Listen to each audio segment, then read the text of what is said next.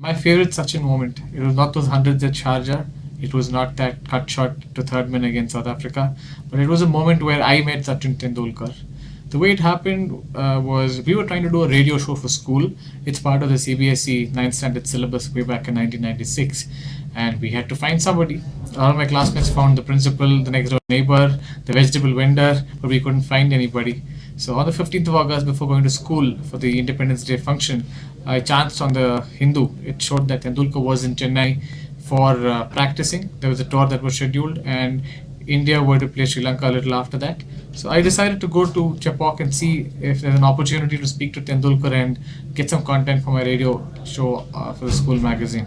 We went there, and we were waiting for about a couple of hours, and suddenly the ball came towards us, and it was Tendulkar chasing the ball. We just decided to go ask him, and surprisingly, he agreed to do an interview, and that was the biggest shock. After he did that, it was August 15th, so all shops were closed. So we had to go hunt for a Chinese make audio recorder, which cost us 750 back in 96. So you adjust it to inflation, it's a lot more today.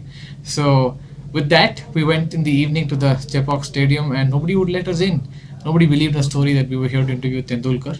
Luckily, we happened to speak to Sandeep Patil, who was then the Indian team's coach, and he forwarded a note that we sent to him on a piece of paper to Sachin.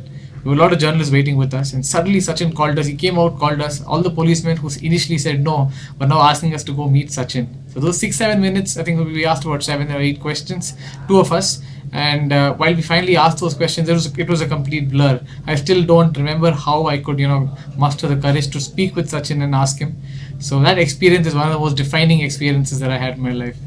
Another Sachin moment as such is whenever Sachin Tendulkar plays on television and the commentators kind of exaggerate how he plays, a little like Tony Craig coming and saying, "Oh, what a beautiful shot, Sachin Tendulkar is on fire," or Sachin himself when he comes down to a pitch talk with the commentator when he says, "Well, this wicket I think is it's a good wicket to bat on, and we are happy to win the toss." So all of these moments, wherever there's audio on Sachin, I'm happy to call that my Sachin moment.